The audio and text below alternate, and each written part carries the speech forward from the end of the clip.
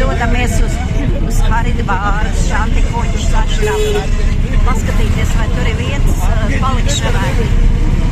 Ašrams ir liels, bet iespējams, ka viņš ir pilns.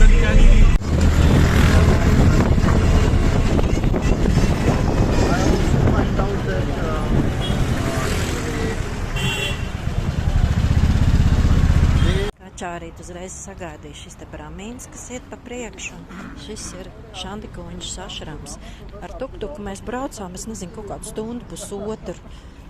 Ļoti ilgi braucām. Mēs esam Šantikuņš ašram teritorijā, pa priekšu ir jāaiziet policijai cauri. Tur ir jāsarunā, jā, un tad mēs varam iet tālāk doties. Tā ir milzīga teritorija. Runāju ar uzraugu. Viņš stāstīja, ka šeit Šantikuņš ašramā ir vesela filiāla ar Baltijas tādu nodaļu vai sadaļu. Mācās arī cilvēki no Latvijas, sievietes esot no Latvijas. Nu, jā, forši, labi dzirdēt. Mēs mācāmies to kultūru, viņi mācās mūsu kultūru arī. Tā kā baigi forši. Šeit ir dzīvojamie korpusi.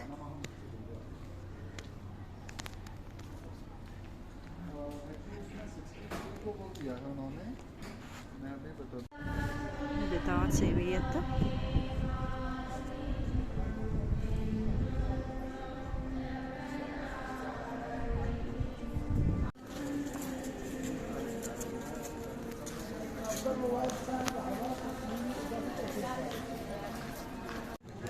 हर बार वैसे आता है पेमेंट तो हो जाता है, पता नहीं इस बार परेशान हो गया 30 तारीख। Ir visādi veikaliņi. Te ir grāmatu veikals. Dziedisko grāmatu veikals.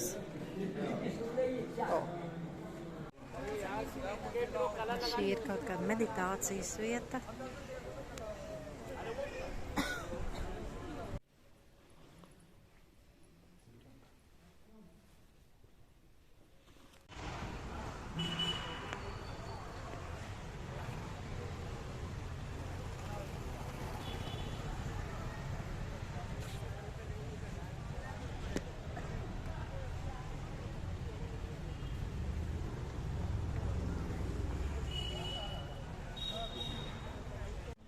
Ir ļoti skaista vieta, kas ir tā kā dārs.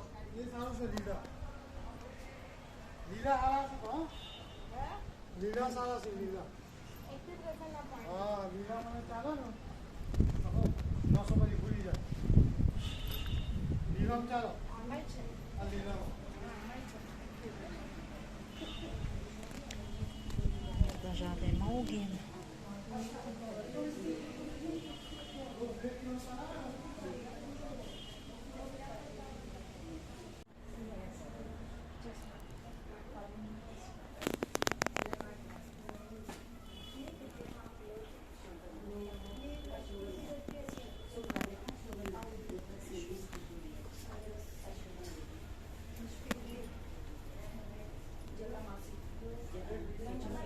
Par katru ajurvēdisko augu šeit ir tāds materiāls, piemēram, augs vasa ir pret, lai ārstētu plaušu slimības un burciņā ir kā viņš izskatās. Un tā ir par katru augu.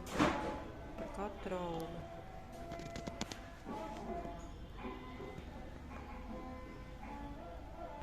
Dažādi augi ir redzami ārpusē. Ļoti skaisti iekopts dārziņš. Ko ašram veidotāji ir uztaisījuši. Pa celiņi ir jāiet ar zeķītēm vai plikām kājām un tik daudz durās šie te pēdās. Līdz ar to pēda tiek masēta.